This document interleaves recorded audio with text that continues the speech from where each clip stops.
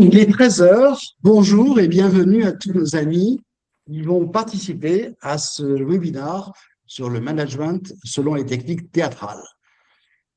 Donc, je m'appelle Florian Manciol. J'ai créé le Florian Manciol Institut il y a 50 ans exactement et nous sommes spécialisés dans le domaine des ressources humaines, c'est-à-dire que l'on fait du conseil en recrutement, de la formation, de l'outplacement, des bilans de compétences, des audits humains et organisationnels. Voilà.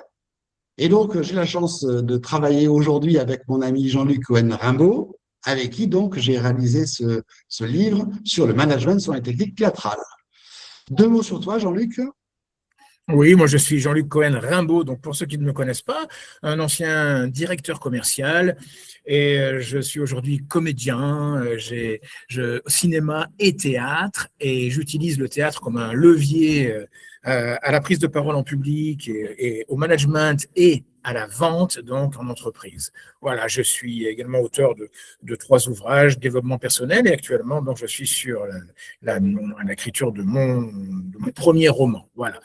Et donc, ce dernier livre qui est sorti avec Florian, Le management selon les techniques théâtrales, que je suis fier également de pouvoir vous présenter aujourd'hui. Ok, impeccable. Donc, alors ce livre est issu d'une interview que j'ai interviewé donc Jean-Luc sur ses pratiques en tant que comédien et en tant que metteur en scène. Et j'ai essayé de faire le parallèle entre ce qui se passe dans le théâtre et ce qui se passe dans l'entreprise. Et le résultat est assez saisissant, puisqu'il y a de très grosses similitudes entre le théâtre, les techniques théâtrales et ce qui se passe dans le management de l'entreprise que tout le monde connaît. Voilà. Allez, on va donc démarrer. Donc voilà. Donc l'idée c'est quoi? C'est de voir ce que le manager peut apprendre du comédien et du metteur en scène. Alors, quelles sont les particularités, Jean-Luc, rapidement, entre les deux?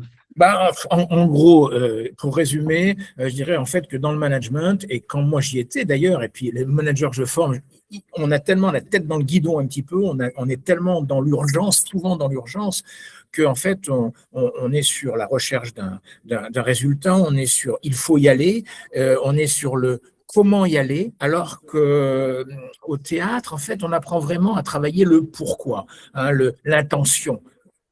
Comment je vais capter l'attention de mon collaborateur? Comment je vais réussir à créer de la confiance pour que le collaborateur il puisse vraiment se dévoiler? Comment je vais donner la direction sans être trop directif? Comment je vais gérer les tensions qui s'installent et comment je vais les identifier tout de suite?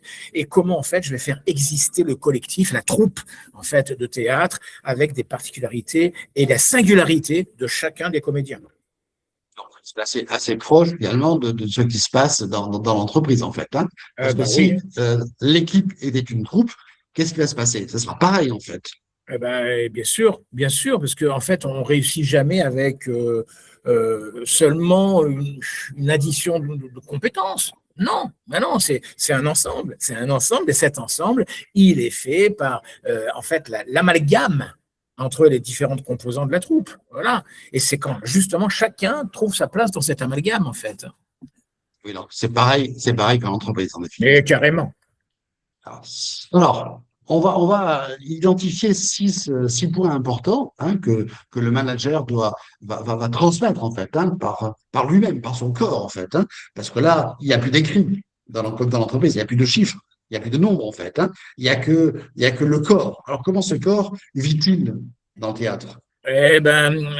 Beaucoup des exercices en fait de théâtre qu'on fait faire d'ailleurs en entreprise, c'est en fait le corps. C'est-à-dire qu'on va prendre une posture et cette posture va déterminer la manière dont je vais parler et donc l'intention même que je vais avoir. Si on voit ça en fait dans toute la commedia dell'arte, hein, c'est-à-dire que si je prends la figure du gros docteur, si je prends la figure de l'arlequin, si je prends le corps de l'arlequin, en fait c'est tout mon comportement qui va changer. Donc, ma posture a une influence directe sur mon comportement et mon attitude.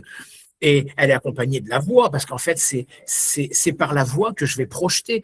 L'important, c'est pas ce que je dis, on le sait, c'est comment l'autre le perçoit. Donc, la manière dont je vais utiliser ma voix va avoir un impact direct sur l'autre. Le regard, on le voit bien sur la scène, on le voit bien.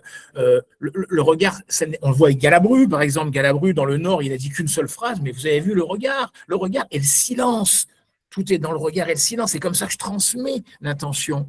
comment je vais écouter mon partenaire, comment je vais écouter le public, comment je vais écouter le public. À un moment donné, je vais l'écouter. Si le public applaudit et que je donne ma réplique en même temps qu'il applaudit, eh ben, il n'entendra rien. Donc pendant qu'il applaudit, je fais quoi? Je ne vais pas arrêter de jouer. Je joue, mais je joue le silence.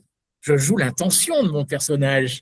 L'intention de mes mots, c'est l'intention. Pour résumer, je dirais que c'est l'intention qui porte les mots. C'est le sentiment qui porte les mots. Ce n'est pas les mots qui portent le sentiment. En tout cas, on voit bien dans ta posture les gestes que tu fais, hein, qui approfondissent les paroles et les messages que tu veux faire passer. OK. Donc finalement, manager, c'est pas jouer un rôle artificiel. C'est pas du tout ça. Ah non. Alors, c'est jouer un rôle, mais le jouer avec authenticité, avec Avec vérité. justesse. Avec justesse. Donc, celui qui joue le mieux, c'est celui qui joue le moins. Voilà. Alors, celui qui arbitre, c'est qui? C'est le spectateur. C'est lui qui arbitre. C'est lui le juge de paix. Ah, alors là, oui. Est-ce que c'est le metteur en scène? En théâtre, le metteur en scène ou est-ce que c'est le spectateur? C'est ça, c'est un peu, je dirais quand même, c'est d'abord le metteur en scène, quand même, parce que le metteur en scène, lui, doit avoir, il est dans sa vision globale, beaucoup plus que le public. C'est-à-dire, des fois, on mesure pas. On ne sait pas, c'est peut-être à ce moment-là que ça va faire rire, et puis non, ça ne fait pas rire à ce moment-là. Par contre, à un moment où alors vraiment on n'y croyait pas du tout, le public va se marrer. Donc du coup, on voit bien qu'il y a comme ça des choses qui changent, des imprévus. Donc non, moi je dirais que le principal, c'est le metteur en scène qui a la vision globale, et puis le public, ça va être la sanction, en fait, la récompense, ça va être le client. C'est le client, le public, en fait. C'est le client. C'est le client qui achète. Et chaque représentation est unique, en fait. Hein, c'est un produit à part entière. Alors, donc, on vous a dit tout à l'heure qu'on a écrit un livre avec Jean-Luc, les techniques, le management sur les techniques théâtrales, et on a identifié 7 piliers de management, en fait. Hein. Donc, les 7 piliers sont composer une équipe, installer la confiance, communiquer une vision, donner les moyens de réussir, créer des rituels productifs, célébrer des réussites et s'adapter à l'imprévu. Allez, on va les balayer les uns après les autres, sachant que le mieux, c'est d'acquérir le livre qu'on a rédigé, Jean-Luc et moi, pour avoir le détail plus approfondi de ces 7 piliers. Allez. Tout d'abord, composer une équipe. Donc, on va recruter, on va reconstituer un puzzle. C'est peut-être une différence un petit peu différente. Est-ce qu'il y a une différence vraiment fondamentale entre le recrutement d'un comédien à l'intérieur d'une troupe et ce qui se passe dans l'entreprise? C'est marrant, Florian, parce que c'est lorsque je suis passé de l'autre côté, c'est lorsque je suis dans le théâtre et dans la mise en scène, que je me suis rendu compte que tout ce que j'appliquais, que je faisais appliquer aux comédiens, je le faisais déjà avec les commerciaux. Donc, c'est ça, on me demande toujours, oui, mais tu as commencé par le théâtre ou la vente? Eh bien, moi, je dis toujours, j'ai commencé par les deux, parce que la vente, le management, c'est vraiment du théâtre. C'est marrant, hein? Et je m'en suis rendu compte, là, oui, c'est vrai qu'on ne recrute pas seulement un bon comédien, on compose en fait une distribution, on compose une équipe. Et le comédien sera bon pour un projet, il sera peut-être nul sur un autre projet. Donc, en fait, moi, par rapport à ma vision du résultat, du projet, ma vision du projet, je vais identifier des critères qui vont me permettre de savoir si le gars, il est bon ou pas pour ce projet. Ok, d'accord. Alors, donc un talent n'existe jamais seul, c'est évident en fait. Hein, donc les gens ne sont pas bons ou pas bons de manière générale en fait. Hein. Donc, et dans le recrutement, on doit surtout voir l'adéquation entre le profil du candidat et puis la demande exigé par le poste, en fait, hein, par la fonction, par le rôle à jouer sur le théâtre, en fait. Hein. Donc, recruter, c'est bien évaluer les compétences, la singularité, l'énergie relationnelle, la capacité d'adaptation, la compatibilité avec le collectif. OK. Donc, ça, c'est simple. Alors, quelle est la bonne question à se poser? Ah, tu vois, un collaborateur va-t-il seulement tenir son poste? Non, mais déjà qu'il le tienne, et ça serait déjà pas mal. Et est-ce qu'il, oui, parce qu'en fait, on va recruter un comédien pour un type de projet, d'accord. Donc j'ai ma vision, je sais ce qu'il va faire, donc je vais le tester sur ce projet-là. Je vais voir un petit peu comment il va réagir, s'il va s'adapter à certaines choses, s'il est capable d'écouter, etc. Mais par rapport à ce projet, mais quand même, je vais avoir quand même cette vision de plus tard. Parce que je n'ai pas envie de recruter des comédiens à chaque fois que je fais un projet. Donc, l'idéal, c'est quand même de recruter une troupe sur laquelle je puisse vraiment compter, même si la troupe, il y a des éléments interchangeables dans la troupe. Donc, je dirais, c'est les deux. C'est est-ce qu'il va tenir son poste? Oui. Et est-ce qu'il va enrichir la dynamique de l'équipe de manière globale? Est-ce que lui, si je le mets là, il va rendre bon les autres? Alors, il y a une différence peut-être dans le recrutement dans une pièce de théâtre avec ce qui se passe dans l'entreprise. Moi, en tant que recruteur professionnel, moi, ce qui m'intéresse, c'est l'adéquation entre le profil et le poste aujourd'hui. Mais le poste va évoluer. Et donc, moi, ce qui m'intéresse, c'est de savoir comment ce candidat-là, qui va travailler 1 an, 2 ans, 5 ans, comment pourra-t-il évoluer dans l'entreprise? Alors que peut-être que dans la comédie, à la fin de la représentation, des X soirs de représentation, ça va s'arrêter.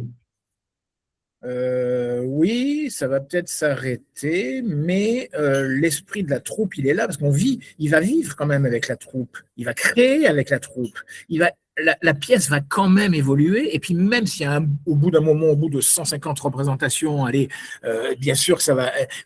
Ça va s'arrêter en fait. Hein. Voilà, Alors mais que dans l'entreprise continue toujours en fait. Hein, et les salariés vont toujours évoluer dans l'entreprise. C'est peut-être une des différences intéressantes. oui, c'est vrai, mais le produit va changer aussi dans l'entreprise. Là, c'est le produit qui change, mais le projet, en fait, la troupe, elle va avoir d'autres projets grâce à tous ces membres de l'équipe qui vont peut-être même insuffler l'idée de créer un autre Oui, projet. est-ce que ce sera la même troupe? Pas évident en fait. Hein. Mais bon, enfin, Pas c'est forcément. Pas quelque chose forcément. de différent.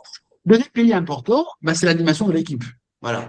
Et cette animation, elle doit être basée d'une part sur la confiance et d'autre part sur la bienveillance. C'est ça, Jean-Luc. Oui, ah bah oui, de toute façon, alors l'un déjà ne va pas sans l'autre. Et alors moi, franchement, j'ai été dirigé par des metteurs en scène complètement ouf et pas bienveillants du tout, même malveillants, mais qui étaient des très bons et renommés. En plus, je ne citerai pas les noms. Mais j'ai été aussi dirigé par des directeurs commerciaux qui n'étaient pas bienveillants du tout. Et j'ai évolué avec eux. Hein. J'ai évolué. Hein. Mais je dirais que oui, ouais, dans l'ensemble, bien évidemment que la bienveillance, c'est la moindre des choses pour que le comédien ou le commercial, il soit capable d'être de créativité tout le temps, qu'il soit dans la confiance absolue, qu'il ait envie de tester, d'innover des choses. Donc forcément, oui, moi je dirais qu'il bien sûr. Là, c'est exactement ce qui se passe dans l'entreprise en fait. Hein. Oui, Ceci dit, la bienveillance, qu'est-ce qu'elle doit faire? Elle doit surtout faire réagir le manager lorsqu'un collaborateur commet une erreur. Une erreur, ça arrive, c'est humain, c'est classique de le dire en fait. Hein.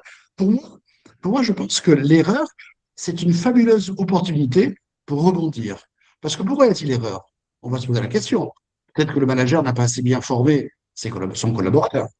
Peut-être que le manager n'a pas donné les moyens à son collaborateur de réussir. Peut-être que l'équipe en place n'a pas aidé le collaborateur à réussir, en fait. Hein. Donc, pour moi, c'est l'émergence d'un dysfonctionnement. Donc, c'est très intéressant pour le manager de pointer du doigt une erreur pour pouvoir améliorer l'existant. Chose différente de la faute, comme on doit bien sûr bannir, puisque dès l'instant où il y a faute, ça veut dire qu'il y a répétition de l'erreur, en fait. Hein. Voilà. Et là, il faut être ferme, en fait, hein, intransigeant. Autant on peut être bienveillant dans le cas d'une erreur, autant pour la faute, il faut être intransigeant. et l'intransigeance fait partie aussi des fois de la bienveillance. On peut être intransigeant tout en étant bienveillant. C'est parce que c'est pour l'autre, pour faire grandir l'autre. C'est vrai, t'as raison. C'est vrai, là aussi, en fait. Hein. Alors, cette équipe, elle a besoin de règles explicites. On ne peut pas travailler comme ça dans le flou, en fait. Hein. Alors, quelles sont ces règles? Ben, ce sont des règles du jeu qui doivent être partagées. Souvent, dans l'entreprise, on travaille dans le flou. On se dit, ben, tout le monde connaît nos valeurs, tout le monde connaît nos règles. Ben non, c'est différent du règlement intérieur, en fait. Hein. Pour moi, il vaut mieux avoir des règles écrites, acceptées par tout le monde et qui soient vécues par tout le monde, en fait. Hein. Il faut des règles du jeu partagées.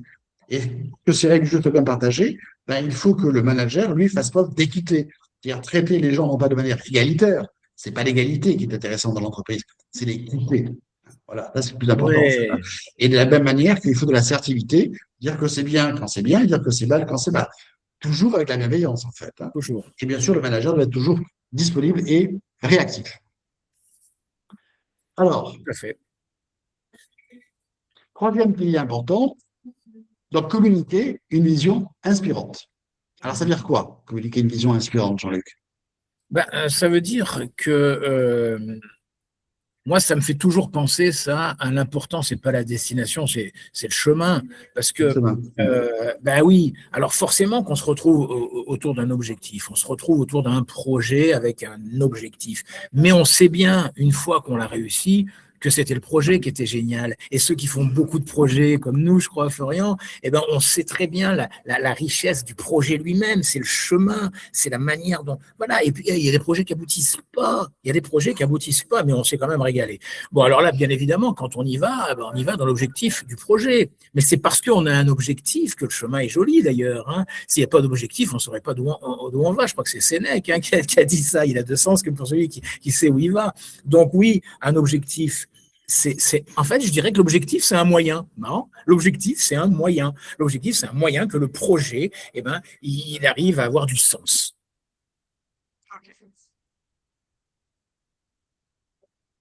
Euh, Chaque rôle montre bien qu'il doit contribuer à l'histoire commune.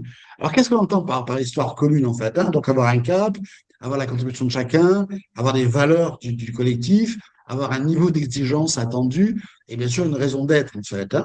Mais c'est quand même assez explicite. Sur scène, on doit jouer ensemble, et de manière cohérente et complémentaire. C'est ça, en fait, hein, ah l'histoire oui, commune. oui, oui, oui, oui. Puisque, bah, et c'est évident, et sur scène, c'est peut-être même plus flagrant rapidement que dans l'entreprise. C'est-à-dire que c'est tout de suite que ça se joue. Si il y en a un qui joue solo, c'est-à-dire, par exemple, je prends vraiment le truc grossier qu'un débutant fait dans mes cours de théâtre, par exemple, le mec, il va se contenter de dire son texte, et puis, une fois qu'il a fini de dire son texte, ben, il va penser à sa machine à laver, il va penser à sa sortie du soir, et l'autre, il est en train de lui répondre, de donner une réplique. Et le mec, il n'a pas entendu, alors lui, il va dire son texte. Mais en fait, non, parce que l'autre, eh ben, il s'était planté, il n'a pas dit la bonne réplique, il a dit autre chose, il a transformé, mais lui, il va répondre comme s'il n'avait pas fait cette réplique-là. Et là, tout de suite, ça tombe à l'eau. C'est-à-dire que là, le public, c'est remboursé, c'est fini, c'est terminé. On peut pas continuer comme ça. Donc, c'est immédiat. L'effet, il est immédiat. Donc, si je suis bon, tu es bon, ça se joue du début à la fin et tout de suite. C'est-à-dire, je dois être dans l'écoute de l'autre et je dois réagir en fonction de l'énergie que l'autre il a mis dans sa réplique, pour qu'on soit sur le même niveau d'énergie. Si j'ai l'habitude d'avoir, c'est pour ça que si je suis bon, tu es bon, c'est encore plus valable. Si je suis habitué à avoir une énergie, une grosse énergie, mais que celui qui me donne la réplique, il a une toute petite énergie, je peux pas, je suis obligé de m'adapter à lui, d'aller comme lui, et ensuite progressivement de le ramener dans la mienne. C'est sûr que c'est la grosse différence entre le théâtre et l'entreprise. Parce que dans le théâtre, on voit en direct ce qui se passe, l'interaction, hein, le résultat. Alors que dans l'entreprise, ben, ma foi, l'histoire commune, elle est longue, en fait. Hein. Il peut y avoir des dysfonctionnements, ça n'apparaît pas de suite, en fait. Hein. Ça, C'est c'est ça, peut-être l'avantage. C'est c'est la plus grosse long. différence, en fait. Hein. Ouais. Me permet d'intervenir, Florian et Jean-Luc. Oui, On a François qui nous dit l'erreur comme la non-qualité ne traumatise pas le salarié français. C'est différent au Japon. C'est le résultat du système éducatif français. C'est grave. alors, c'est vrai que en France, déjà en France, on confond erreur et faute, en fait. Hein. Je sais que il a raison, notre ami de réagir, François, de réagir comme ceci. En France, on confond l'erreur et la faute. Pourtant, ce sont deux choses très différentes. Et je crois qu'il faut être très tolérant hein, par rapport aux erreurs, alors que par rapport à la faute, il faut être plus intransigeant, en fait. Mais c'est vrai, on a une culture de la sanction hein, avec une notation. Et c'est vrai que cette politique de notation, on la trouve, elle émerge avec l'éducation nationale dès notre plus jeune âge, en fait. Hein, et on est très influencé par ça, en fait. Hein, et on l'accepte. On l'accepte, la notation. Au Japon, c'est différent. Hein, on a l'esprit beaucoup plus large, beaucoup plus libre, et le collectif apparaît de manière plus importante. Merci Valentin, c'est toi Valentin qui accède les slides et c'est toi qui Avec gère un plaisir. petit peu le chat. Donc n'hésitez pas à poser des questions comme François pour interréagir. Alors, donc, on passe à l'élément suivant, au slide suivant, sur l'enthousiasme. Bon, c'est sûr que quand on te voit, Jean-Luc, en tant que comédien, on voit un enthousiasme débordant, un petit peu comme Michel Galabru, en fait, hein, dont tu es le fils spirituel, disons-le au passage, en fait. Hein. Et c'est vrai que l'enthousiasme, il est contagieux, bien sûr. Ah oui, c'est contagieux, bah, bien évidemment. Évidemment, et c'est dingue parce que quand on recrute des commerciaux, quand je recrutais mes commerciaux, et là avec des comédiens, c'est pareil, tu as les mecs qui arrivent, oui, bonjour, je suis un très bon commercial. Voilà, je suis un très très bon comédien. Non, mais c'est clair, mais ok, peut-être qu'il a les compétences nécessaires, mais s'il n'a pas l'enthousiasme, s'il transmet pas l'énergie, s'il transmet pas la vision, si avant de parler, il transmet pas l'intention, franchement, on n'a pas le temps, nous, d'attendre de voir ce qu'il va donner avec ses compétences. Donc, je dirais, et ça, je vais y revenir, c'est l'intention qui porte les mots, c'est tout. C'est l'intention qui porte tout le reste. Voilà. Et l'enthousiasme, c'est un vecteur d'intention. Ok, donc c'est le corps, c'est le regard, c'est le sourire, ce sont les gestes, c'est tout ça en fait qui fait ça. Ok. Alors, quatrième pilier important Le sur les sept en sous-texte, fait, hein. ouais, le Comment? sous-texte, tu vois, juste le sous-texte, en fait. Le sous-texte, l'intention, donc, hein, le sous-texte, l'intention, c'est, mais regardez, c'est génial où on va aller, mais sans vous, ben, je ne peux pas y aller. Mais alors, venez avec moi. En fait, c'est ça le sous-texte. Et je l'avais aussi bien dans la vente que dans le théâtre, c'est ça. Enthousiasme. Dans le sous-texte, il y a autre chose en fait, hein, et il y aura une bonne réussite si on donne les moyens pour réussir en fait, hein. Alors, quels sont les moyens que l'on peut donner aux comédiens pour qu'ils réussissent bien sur scène? Ben, moi, je me rappelle un jour, j'ai fait Avignon avec un mec qui cherchait un comédien rapidement, alors que je l'avais remplacé, et j'ai fait 2 répétitions. Là, je vous garantis que quand je suis arrivé sur scène, avec mes 2 répétitions, je brillais pas, j'étais vraiment pas à l'aise, j'étais pas bon, hein. Alors forcément, on y arrive toujours, on se débrouille parce on a l'habitude, c'est le métier, mais franchement, j'étais pas bon, j'étais plus dans l'écoute de mon texte que dans l'écoute de l'autre, donc même si je compose, voilà, donc forcément, il y a de la répétition, il y a quand même un minimum de décor, même si moi personnellement j'utilise de minimalisme parce que je préfère en fait regarder le jeu du comédien que de regarder les costumes et les décors. Mais la lumière, c'est pareil, sans la lumière, on ne peut rien faire. On ne peut rien faire. Moi, si je n'ai pas mon technicien, je ne joue pas. Je ne joue pas. Donc, et si la direction d'acteur, elle n'est pas bonne, évidemment, des fois, je me dirige moi-même, on n'a pas de metteur en scène, ça me manque. Moi, j'aime bien avoir quelqu'un qui me dirige et quelqu'un que je vais écouter, quelqu'un à qui je vais faire confiance, je vais tout lâcher pour ne faire confiance qu'à lui. C'est-à-dire, mon ego ne va pas rentrer en compte dans la mise en scène. Ok, bon, je dirais pas que c'est pareil que l'entreprise, bien sûr, les Oui. moyens sont différents. Dans Ouais. l'entreprise, il nous faut des moyens humains, des moyens techniques, des moyens organisationnels, des moyens financiers, gérer un budget, mais de toute façon, on ne peut pas réaliser des objectifs sans des moyens appropriés, en fait, hein, bien sûr. Alors, et là, qu'est-ce qu'on peut exiger de nos collaborateurs? Est-ce qu'on doit exiger de nos collaborateurs que ça soit bien proportionné par rapport aux moyens? On lui donne les moyens pour réussir, et là, il faut qu'il y ait un respect de la méthodologie, de la procédure, je dirais. Ben oui, parce que on doit tout de suite savoir là, le niveau d'exigence, il doit être en fonction de ce que l'autre peut ou ne peut pas faire. Moi, je me rappelle, et j'avais un directeur commercial qui me disait toujours cette phrase horrible, horrible, tu ne feras pas d'une bête un cheval de course, là, je ne sais plus ce que c'est, tu ne feras pas d'un cheval de trait un cheval de course, là, je ne sais plus quoi. Exact. Là, Oui. alors que en fait,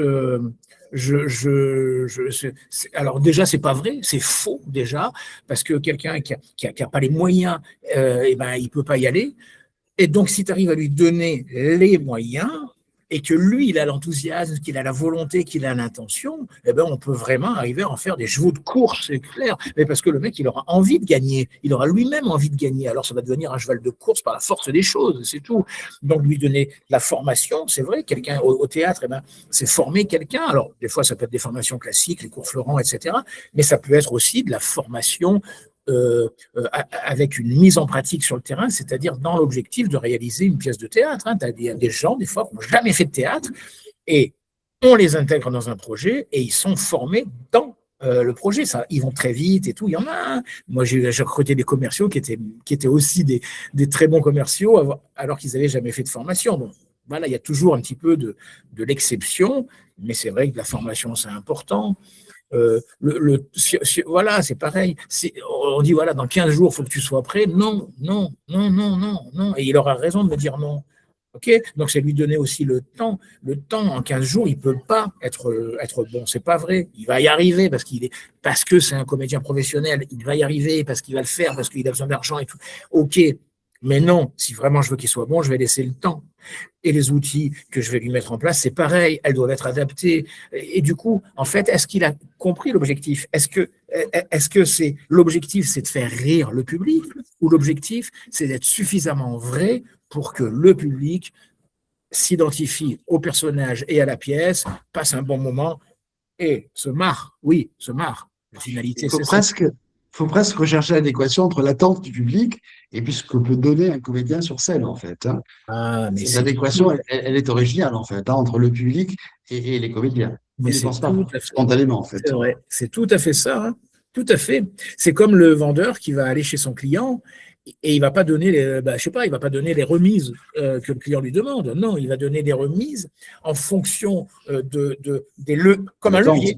Il va s'en de servir comme cette un attente, levier. Voilà, bien sûr. en Et tenant compte des exigences de l'entreprise. on a François qui Ok. rebondit, je pense, sur la slide d'avant et qui nous dit: «Sans vous, je ne peux pas y aller», entre guillemets. En conséquence, je suis à sa merci. Il peut donc exercer tous les chantages. Je pense que c'est sur la slide d'avant. Sur l'enthousiasme Oui, ou, je pense que c'est sur l'enthousiasme. Est-ce que ça veut dire qu'il peut y avoir de la manipulation? C'est ça qu'il veut dire? Je pense, j'imagine. François nous confirmera.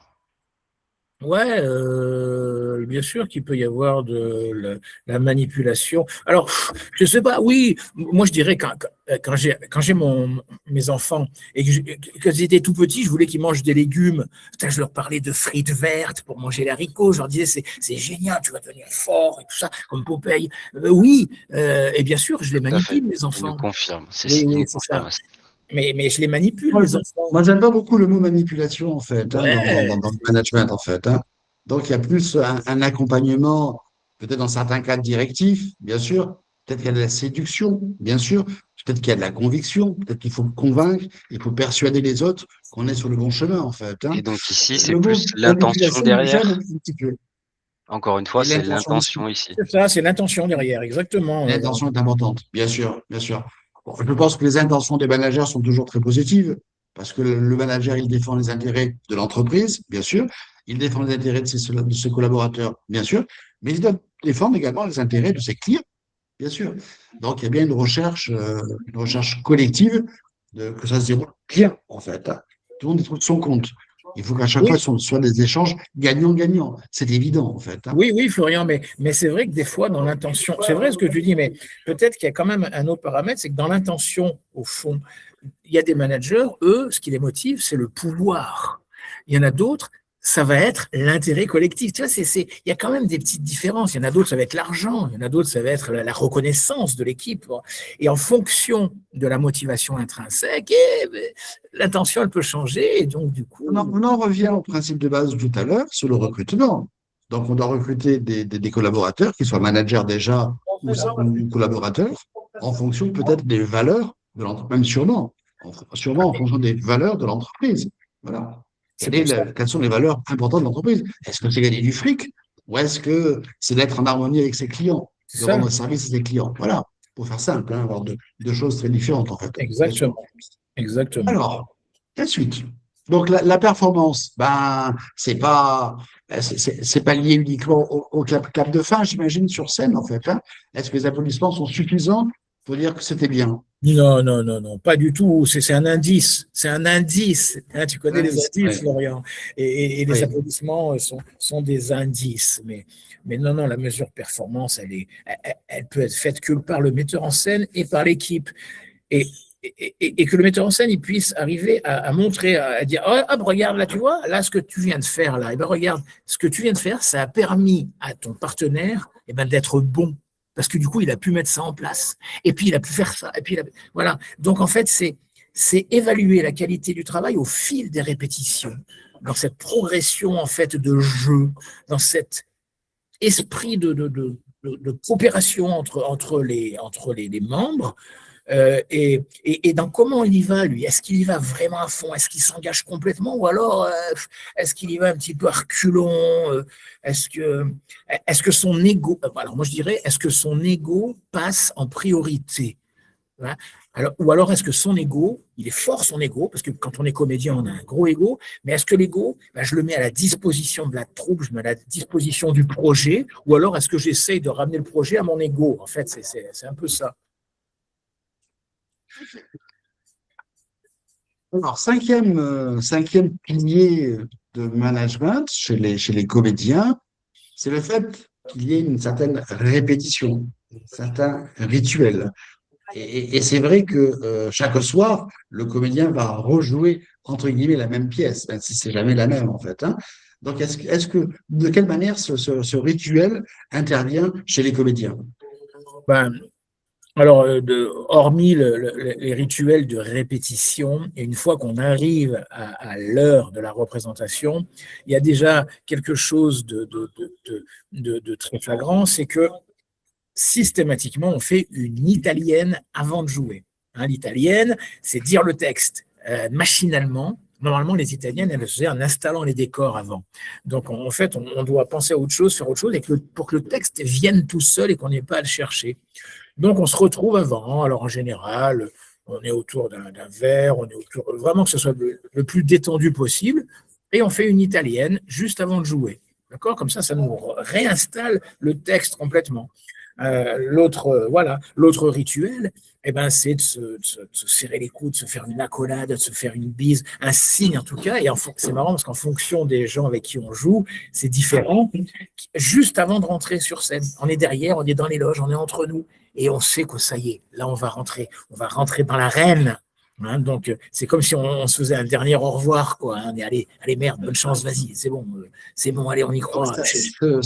Ce rituel, donc, il prend différentes formes hein, pour pouvoir répéter, ajuster, progresser. C'est ça, en fait. Hein. Donc, il y a des réunions d'alignement, des points de feedback, des bilans intermédiaires, des temps d'échange informels, des revues d'expérience et de l'auto-évaluation. C'est ça ce qu'on va retrouver régulièrement, j'imagine. Hein. OK. Alors, donc, si on prend l'exemple un des exemples sur le feedback, par exemple, bien sûr, le feedback doit aider l'autre à grandir hein, et pas à blesser, pas à l'écraser, en fait, hein, bien évidemment, en fait. Hein. Donc, il faut toujours un retour utile. Et là, c'est le metteur en scène hein, qui est le plus important. Il n'y a pas que le spectateur qui, par son non-rire, si c'est une comédie, ou par ses applaudissements, donne le résultat final. Tout à fait, même si le retour du public est quand même important, mais il faut en prendre et en laisser. Et puis surtout, le public, lui, il va arriver à la fin de la pièce, il va dire « Ah, c'était génial ». Mais oui, bon, ça, on s'en fout. Mais et puis, tu as des gens qui vont au contraire de faire alors, là, carrément toute la critique entière de ton jeu sur scène, mais juste une fois que tu es descendu de la scène. C'est pas bon non plus, même s'il a peut-être raison. C'est pas bon parce qu'il le prend. Le seul qui est capable d'avoir assez de recul, c'est celui qui va attendre 2 ou 3 jours et qui va attendre surtout que je lui demande. Sinon, il n'y a que le metteur en scène à qui on peut faire confiance. C'est toujours vraiment ce que je dis, hein. Il n'y a que le metteur en scène. Ou alors, sinon, celui à qui je vais demander, parce que je sais qu'il a une analyse très pertinente de la situation. Sixième et avant-dernier pilier de management, donc la célébration des réussites, en fait. Hein. Voilà. Comment fait-on? Ça s'est bien passé, ça s'est bien déroulé. Comment fait-on pour célébrer la réussite, en fait? Hein? En fait, c'est l'applaudissement. Comment dire? C'est les applaudissements du public. Oui, c'est les applaudissements du public qui sont le principal signal de reconnaissance. Mais le public, lui, il va applaudir la troupe. Il va applaudir la troupe. Alors des fois, quand il y a les présentations des comédiens, il y a des applaudissements qui sont un peu plus nourris. Ils sont plus ou moins intenses. Voilà. Pour l'un et pas pour l'autre, en fait. Hein. Ça c'est quand même pas mal. Mais en général, le public est assez indulgent, il est assez sympa et c'est rare. En général, il applaudit pour tout le monde. Hein. Des fois, je me dis, mais pourquoi il applaudit? Lui, Et bon, donc il est sympa, le public. Mais par contre, il applaudit quand même la troupe. Mais ce qui est important, c'est que celui qui a pas été bon, par exemple, ce soir-là, il le sait au fond de lui. Et donc, le metteur en scène, ça sert à rien qu'il lui dise, t'as pas été bon. Ça sert à rien.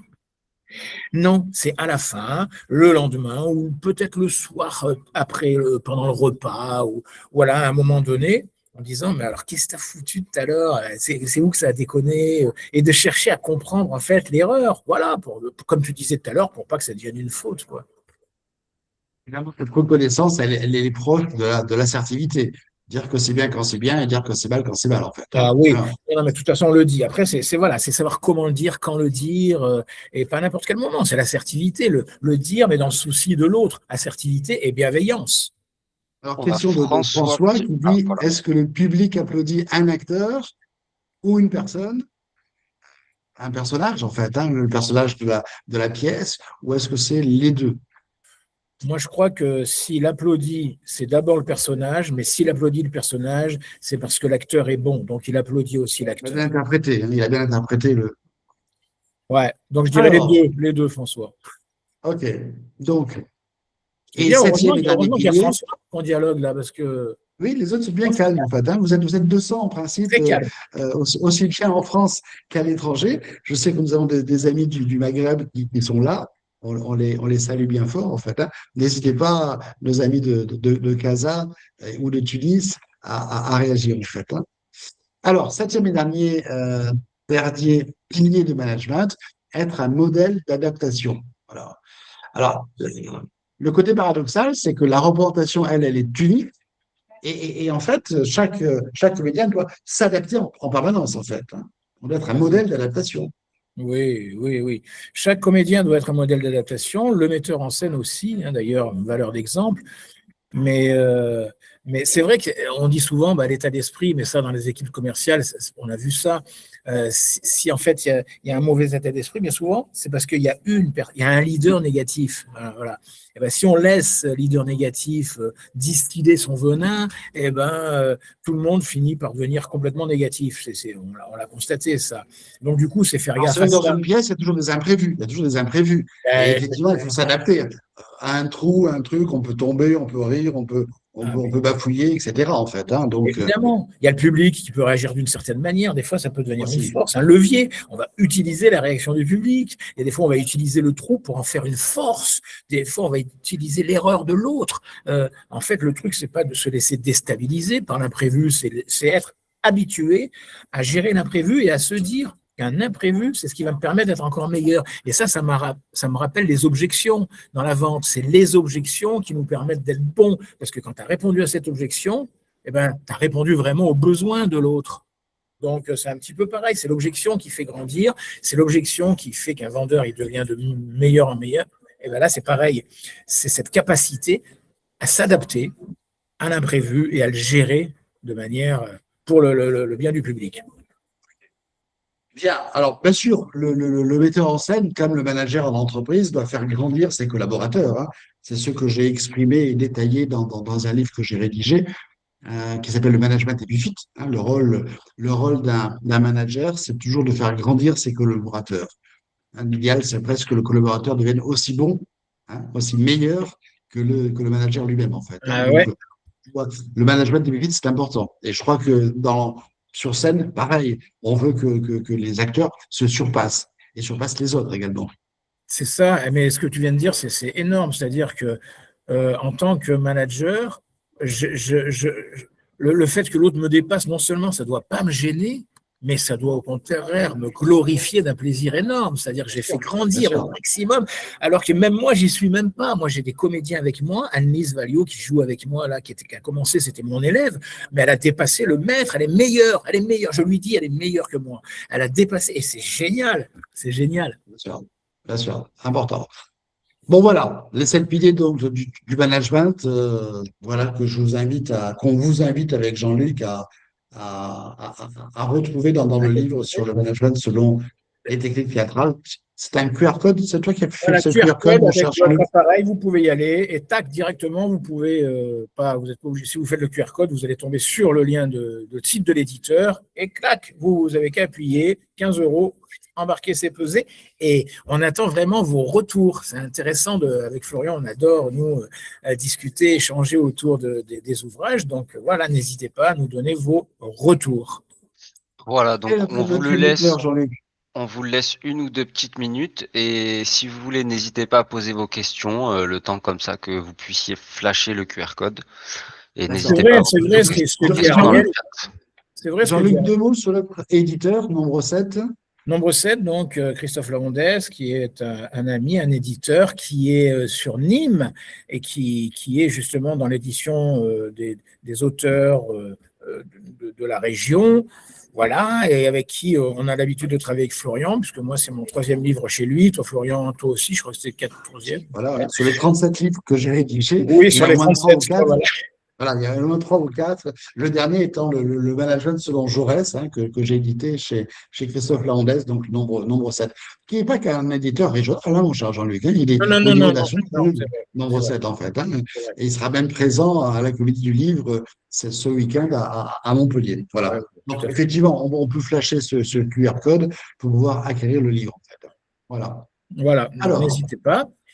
Et pour ensuite, répondre à Ariel, oui, ben non, c'est vrai. C'est sûr que ce n'est pas l'attitude la plus fréquente, le management épiphyte, c'est sûr. Parce qu'il y a cette peur d'être dépassé. Ben oui, c'est ce qu'on disait tout à l'heure. C'est une question d'ego, mais l'ego qui est pas mis à sa juste place, en fait. C'est souvent ça le problème des managers. C'est pour ça que je forme des managers, moi personnellement, en tout cas, hein, et Florian aussi. C'est cette question, en fait, ils ne savent pas quoi faire de leur ego, en fait.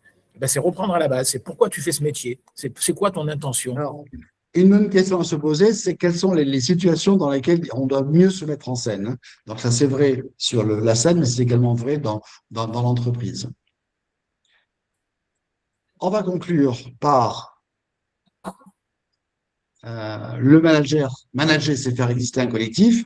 Voilà, bon, c'est évident. Hein. On refait de manière synthétique ce qu'on a déjà dit, en fait. Hein. Donc le manager est à la fois acteur par sa présence, metteur en scène par sa vision, facilitateur par son écoute et révélateur par sa capacité à faire grandir. Voilà. Donc, moralité.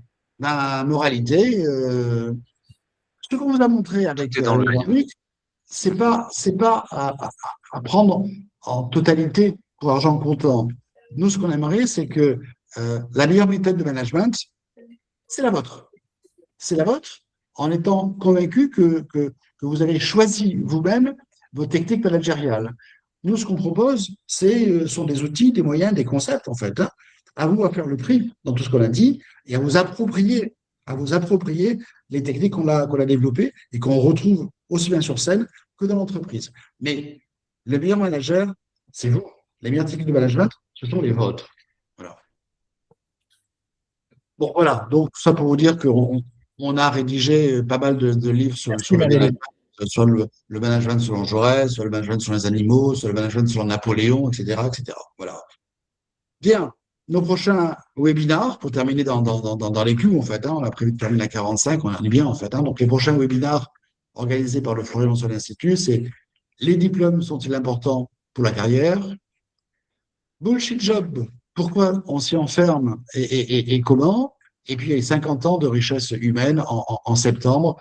On verra ce qu'on verra, puisque en fait, on fête les 50 ans de notre cabinet. Voilà. Un mot de conclusion, mon ami Jean-Luc? Ouais, moi je dis de faire. Mais je vais juste rebondir sur ce que tu as dit. Vous êtes les meilleurs managers. Euh, et comme c'est l'intention qui va porter les mots, c'est le sentiment qui porte les mots.